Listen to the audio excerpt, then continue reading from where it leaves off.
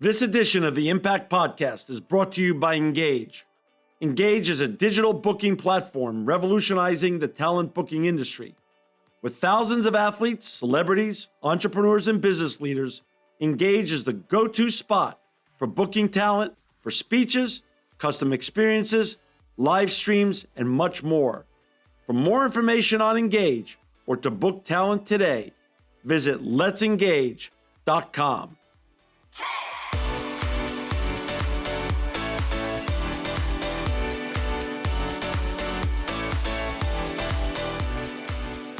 Welcome to another edition of the Impact Podcast. This is a very special edition. This is the Down Under edition of the Impact Podcast. We're so honored to have with us today from Nourish Ingredients, the both co-founders, James Petrie and Ben Leita. Thank you for joining us today. I know you're both in Australia, so this is a long way away, but it's like we're together anyway. Thanks for joining us today at the Impact Podcast. Look, John, thanks for having us. And I think that this year everyone's grown really accustomed to Zoom meetings. So this is nothing new for us here in Australia. True. It's nice. You know, before we get going and talking about all the important things, and for our listeners and viewers out there to learn more about James and Ben's company, you could go to nourishing.io. Nourishing.io. I'm on your website now. Talk a little bit about, though, your backgrounds. How did you even get here? You know, what were both of your backgrounds, both growing up and educationally speaking, and how did you come together to co-found this wonderful new brand? Look, I might jump in and go first if you like, James. Yeah. So I'm Ben Leita. I actually grew up on a farm in country Victoria in Australia. So my parents were berry farmers. And my father was into the whole sustainable farming for the future and growing these berries in a sustainable way. And a lot of that rubbed off on me growing up and working hard on the farm. I went to university, interested in chemistry, pursued my career there as a chemist, then did a PhD in chemistry.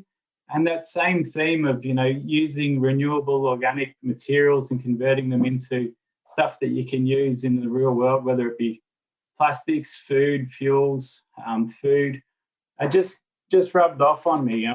So after my PhD, I went and joined Csiro, which is Australia's premier research institute. And that's where I met James. I was working as a chemist doing chemical conversions on renewable biomass materials. So I worked on things like making a bio-based PET bottle for Pepsi and Coke. We developed ways to do that from eucalyptus oil and pine oils, making them 100% bio-based. And during the journey there and meeting James, he was doing these. He's a genetic engineer, and he'll introduce himself a little bit further. But I realised if I was starting with a biomass that was grown fit for purpose, then the chemical conversions I had to do to turn it into something amazing and a product people could use was very limited. So when the two of us started working together, it was fantastic. We've worked together on a number of projects over the years and eventually landed at Nourish. I'll pass over to James now. Yeah, look, thanks, Ben. And I think the distinguishing feature, like in terms of how I think about this sort of space, I love to see impact-driven science, right? I love to see when we make something cool in the lab that's an achievement in and of itself, but it really hits the road when you can get it out there into the marketplace.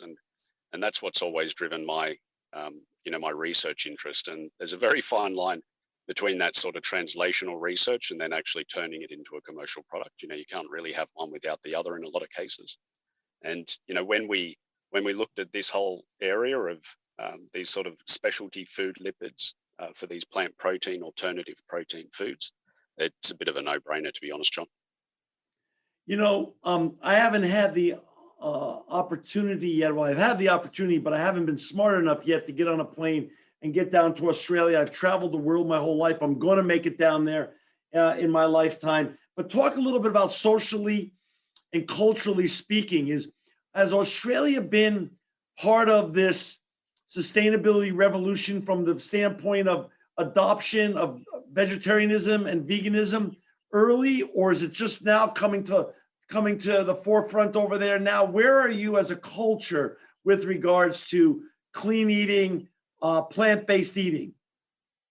I think we're broadly speaking similar to the States in terms of where we're at as a nation. I think that there has been for a long time an undercurrent, if you want to call it that, of veganism and vegetarianism, but it's becoming mainstream, right? You've got a lot of people really turning to this and trying to make it their own. And I think that that's the fundamental shift that has happened in this space over the last probably even only 5 years, right? You've got this shift from it being a niche thing to something that everybody knows is important and everybody is trying to start to do, at least at some level.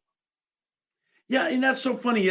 I love what you just said, at least at some level. One thing that people who come to me and say, well, how do I become a vegetarian or a vegan? Or, and I keep telling people, it's not a zero-sum game. You don't have to be one or just the other. You can still eat whatever you want, but maybe a portion of your diet include plant-based eating as part of your your day-to-day lifestyle. And people who just even 20 to 30% of their diet changes to plant-based eating find a huge pickup in energy and also quality of life. And I think that's part of it. People thought from, ideologically speaking, that this was an all or nothing. Either I have to just eat what I'm always eating, or I have to only eat plant-based. And I don't think that's the way. I don't think that's the way forward. And I think that's why a company like yours has such a huge blue sky in front of it. I'm on your website now. I love your website, by the way, and it's so appealing visually speaking. And again, for our listeners and viewers to go to their website, it's nourishing.io. Nourishing.io. Can you explain some of the science behind what you mean when you say, fermented animal-free fats and oils, and why that's an advantage, comparatively speaking, to what's used currently today and what's state of the art today? Oh, cut me off when you get bored, because I could talk about this forever. It's look, the gist of it is, if you look at a cow or a chicken or whatever animal you choose, it builds a certain type of fat, right, in its body. But that fat is not there because we find it tasty primarily. That fat is there because it's an energy store for that animal, right? And so the question that we have to ask ourselves is, as we're building all of this new frontier of alternative protein foods, whether it be plant protein or recombinant protein or cellular ag, that how do we bring along the fat component into these new types of protein bases? And what's really interesting is that then you start to think, okay, well, do we necessarily need a cow fat for for a plant protein mince? And the answer is not necessarily. Like, the answer is maybe we can even do better. So we don't have to be locked by the biology of the animals anymore in terms of what they're building. We can actually go a step further and really tune the sort of fats that are going into these new plant protein type foods and really make them tailored to that. So what we do, we take microorganisms that make oil naturally in their cells, and we just tweak them a bit so that we're now telling that microorganism to make a slightly different type of oil. And this is now one that's tuned specifically for these sort of plant protein foods, has really good taste, really good flavor, and has some sort of health benefits. Yep. Does that make sense? Yeah. Ben? Yeah, the way I like to describe how we make the fats that we do is, everybody's familiar with the beer making process or the wine making process. Yeah. Foods, right? So, you feed sugar, the yeast does a fermentation, you end up with nice beer or wine. So we're not doing anything different to that. We've got a yeast that we program to produce the fats that we want. We feed it sugar, and this little yeast factory then spits it. Instead of spitting out a beer or a wine, it spits out our fats. So interesting. So you're creating the ingredients that go inside of these new plant-based products, or in some cases, you're actually producing the end product as well. What is your business model so our listeners and viewers can understand? Yeah, we're specifically in that lipid or fat oil part of the supply chain, right? So that's a really interesting topic more broadly. Like if you look at a lot of the plant protein food companies that have emerged in the last few years, a lot of companies are trying to do A to Z, or as you, A to Z, I guess. Yeah. And what we're about is, okay, well, we understand that our expertise is really around these fats and oils, and we know how to make them well. And so that's what we're sticking to, at least at the moment. You know, it's so tempting to try and push a little bit further down that value chain and try and go a little bit closer to a direct to customer product, but maybe that'll be another day. So remember, you got to remember something. My listeners and viewers know this is a 15-year-old show that I've been a vegetarian almost 43 years, 44 years, and a vegan about 14 or 15 years. So I have to tell you, I have so much hope in when young guys like you come in and create better tasting vegan products. You can imagine what we were being fed 40 years ago as a vegetarian, or even 10 years ago, 12 years ago as a vegan. Things have changed so much. I mean, when you see all these amazing companies with the egg-based products and the ice creams and made out of soy and coconut milk and almond milk and cashew milk and Beyond Meat and Impossible Burgers, and the list goes on. So it's such a hopeful message that young, brilliant people like you are making sure that these products stay on the cutting edge in terms of taste and quality. Are these your kind of clients, or those kind of some of the kind of brands that I'm mentioning become some of your clients, or are you also supplying new brands that are going to emerge in the months and years ahead? Oh, we're talking to everyone. We're talking to everyone in this space, and it's really interesting when we started doing this back in 2019. We went out and we did deep dives with potential customers, and tried to figure out exactly where they were hurting around this fat and oil part of the chain. And the messages we started to get back, they were the same across the board. It's like everyone's using coconut oil, right? And that's one of the main oils that's being used. There are others, but that's one of the main specialty ones, and very few people are happy with it. It's got a number of problems around taste, around mouthfeel, around flavor, and these are things that we can definitely do better in. Not to mention the sustainability angle, and that's a massive driver for our company, where you've got products like palm, even coconut, where they're rainforest plantations. If plant protein foods are going to scale to reach the sort of mass adoption that everybody hopes and expects that they will, it's unlikely to be off the back of that crop, not unless we want to do a palm oil 2.0. So that's something that we really have firmly in our mind, that this is an area that we can take preemptive steps in to really give the growing industry an opportunity to shift to a more sustainable future. That's so interesting. In terms of brands, are all the brands like I'm mentioning, Impossible, Beyond Meat, and other great vegan products, are they readily available in your stores now and your restaurants down in Australia already?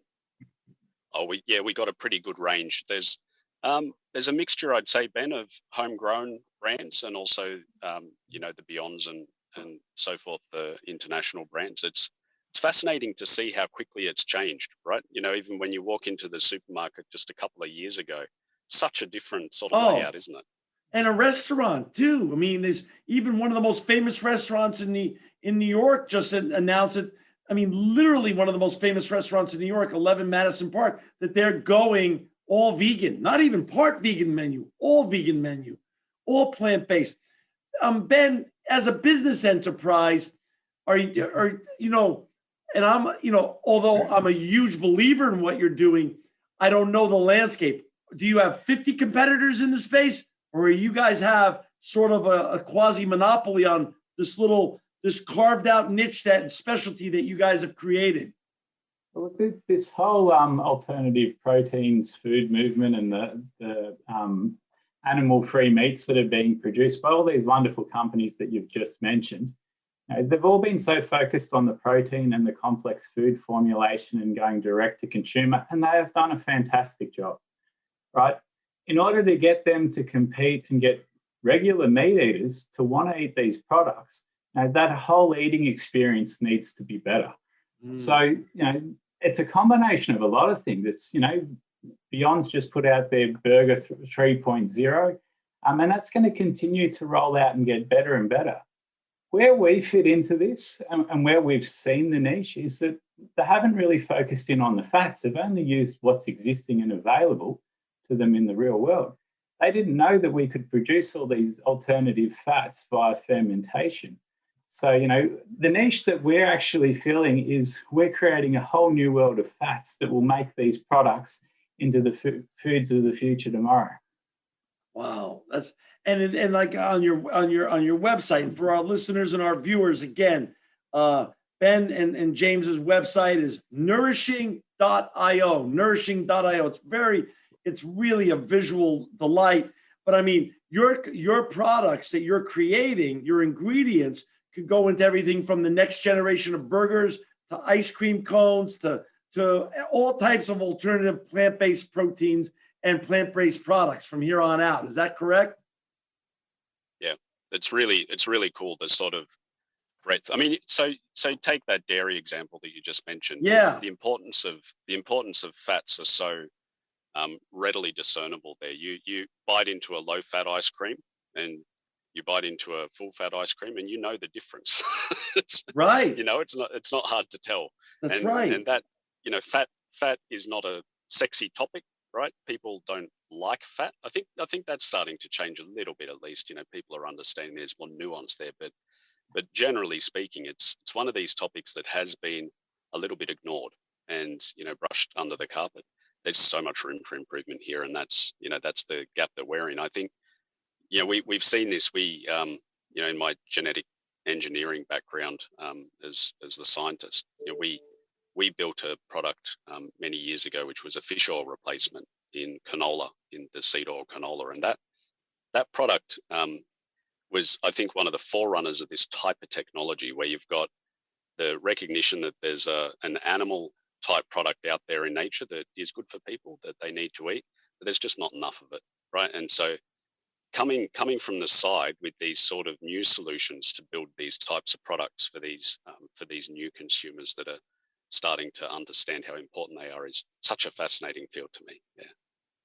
Talk about the advantages and disadvantage of geography. Assuming science is going to win and COVID, we're going to get through this tragic period that we're all living through right now. Doing what you're doing as innovators, as inventors, as disruptors, are you at a disadvantage sitting in Australia? Should you be sitting in the middle of California or New York or Europe somewhere? Or does it not matter? When you create and disrupt and make new products and new inventions, it doesn't matter really where you are anymore, geographically speaking, in the world. The world of innovation has been democratized, and geography really doesn't matter. Explain that from a founder's perspective and a creator's perspective. I think a lot of our viewers and listeners would be fascinated by your thoughts on that. Yeah, I mean, what are your thoughts on that, Ben? Well, look, so James and I started Nourish Ingredients just before this pandemic hit. Okay. Wow. One of the investors, the partners in the investment firm invested in us, I've actually never met in person. Wow. Yet through technologies just like Zoom, like what we're here on today, I feel like I've known him for the year and a half that we've been in contact. And look, while there are definite advantages if we were set up, in Silicon Valley, in and around that ecosystem, there would be definite advantages there. And there are other places around the world with these food hubs in terms of resources and availability of different funding sources. While that would be great, we haven't seen it as a huge barrier here. And the technology that we've been pushing and developing here in Australia, I mean, it's applicable to all different food systems all across the world. And like I said, using technologies like Zoom, and people are happy to jump on these and talk now. And it's a really quick way to speak to lots of different people. And it has really lowered that barrier, if you like, John. So I think there's a deeper element as well, even than that. Not being in the valley, it forces you to look at the problem differently, right? Because you may not have the same ready access to either talent or facilities around you. And it makes you look for homegrown solutions that are even more innovative in some cases. And so we, when we look sideways here in Australia, we see companies in this exact space. I mean, V2 Food is one example here, where they've just made massive gains in terms of how they're pushing plant protein foods forward. And they're looking at it slightly differently in terms of what they're trying to achieve. And I think it's similar for us, where we look and say, okay, we are in Australia, we could move to the States, but I think there's advantages to taking just a bit of a lateral approach to the problem. So interesting. Is the whole organization just the two of you as inventors, or is there a greater amount of employees underneath both of you at this point? Oh yeah, we got about 24 at the moment, and I don't think we'll ever stop employing. So, Okay. What do they say? That number one problem is funding, and number two problem is people, and Yeah, and I know that. that's certainly true in our case. Yeah. How about the funding? Is the funding coming from because your generation is on fire for ESG, circular economy, and impact investments? Are your investments coming from traditional sources, your investors, or from impact funds and others that are more like-minded based for these new type of disruptive products and circular economy, ESG, impact-related products? We're talking to them all. Our current investors, Horizons Ventures and Main Sequence Ventures here in Australia, and Horizons in Hong Kong. These two, I think, they looked at they were very familiar with the plant protein space, and they looked at it and they said, yeah, this is something that we're hearing is a problem in this fat and oil component of the ingredient list. And so having a company that can address that, not only for their portfolio companies, but for the industry as a whole, was something that was really appealing to them. And I think that's just been reflected in, I think we've raised 11 million US now in our seed round. And Wow. and the goal now is, look, let's just turn all of that into some foods that taste absolutely fantastic. The goal here is not to create a little bit of a better coconut oil. The goal here is to add something to these plant protein foods, recombinant protein foods, that just blows the socks off the sort of consumers that Ben and I are.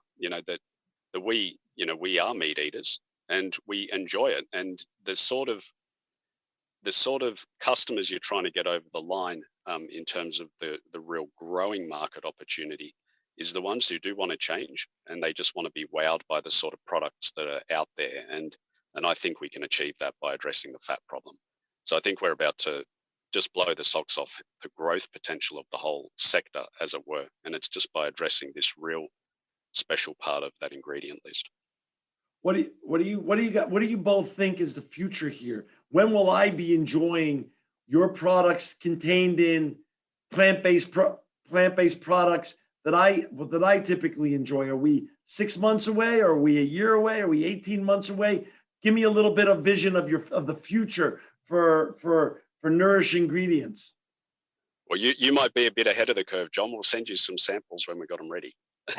Oh, I'm excited. Look, in terms of the commercial development, we're working in a few different sectors in this plant protein space, and some are a little ahead of others. But overall, we've done this before in terms of we built these types of products before. We understand the challenges both on the regulatory side and also that commercial entry side, that market entry side. So we got our work cut out, but I don't think there's anything major. I mean, look, the other way to look at it, beyond specific growth sectors, say North America, is if you look at the global picture, we're not that far off 10 billion people on this planet, right? And right. And even more important is that the middle class is growing so fast, right? And the middle class eats differently.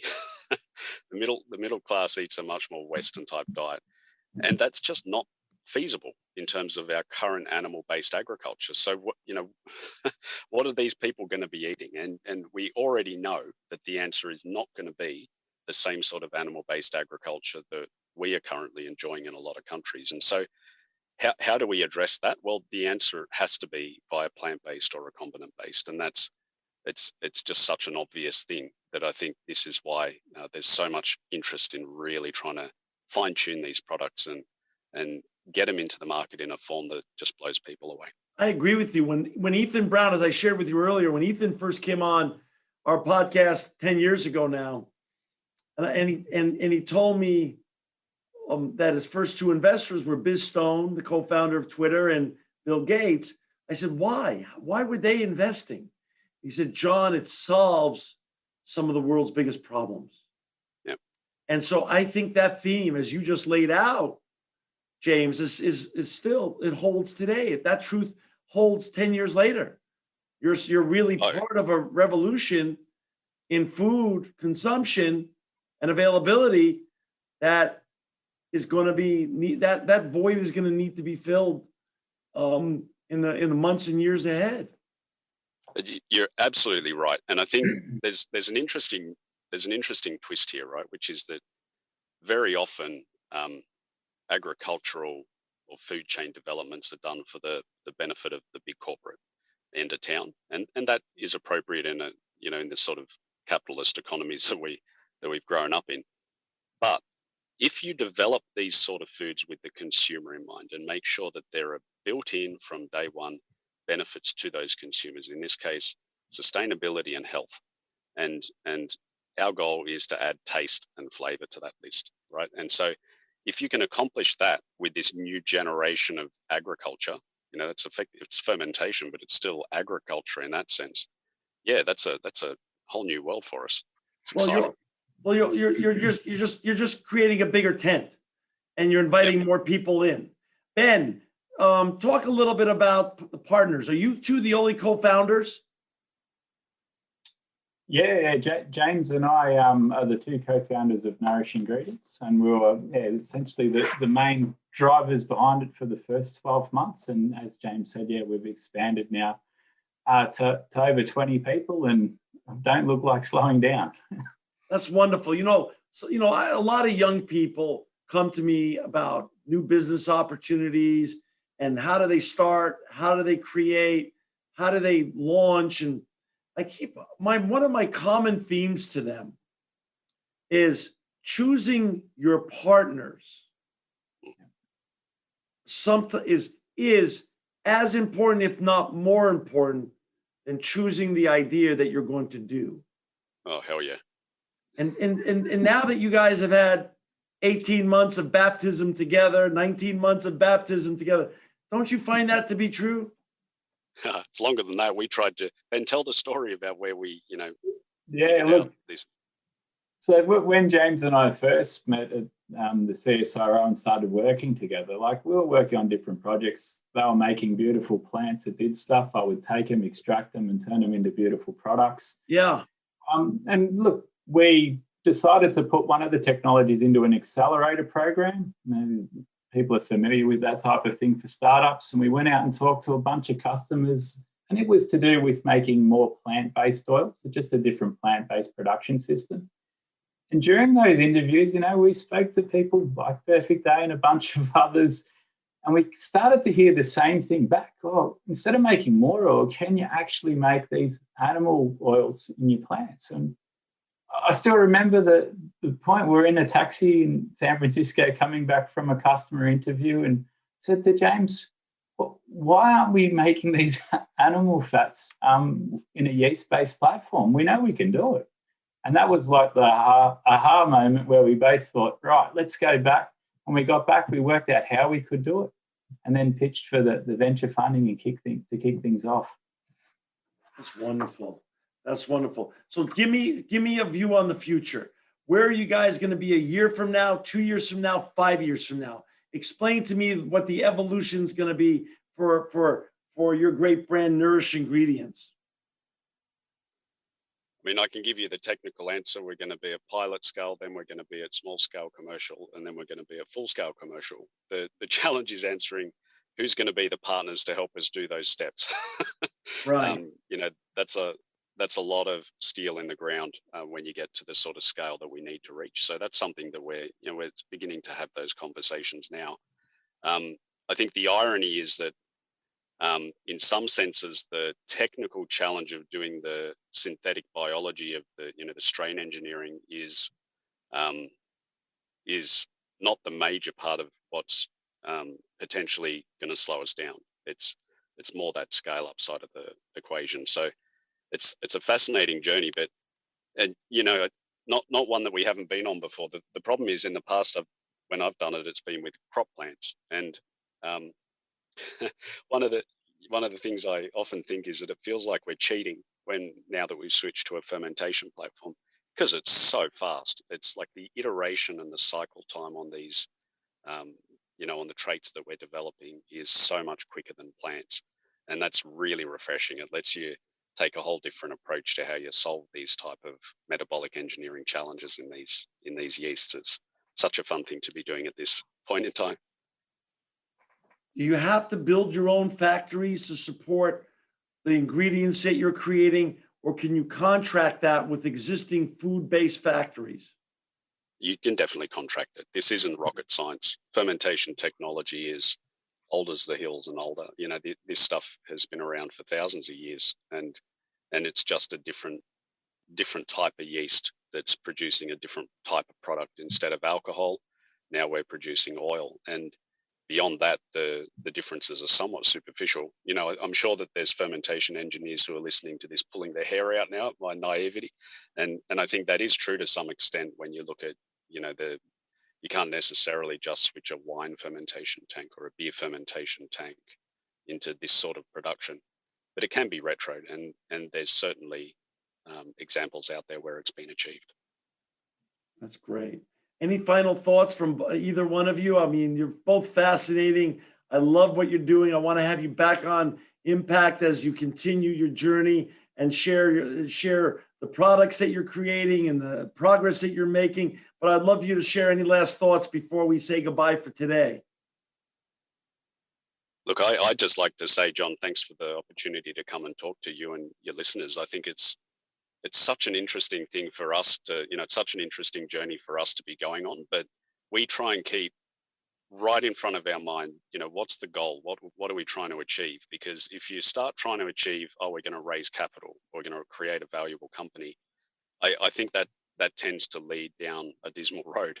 If you think we're trying to create the best experience for the consumer, we don't want people to be biting into these alternative protein foods and getting that alternative experience. Right. We want them to bite into it and say, this is fantastic. And that's what drives us.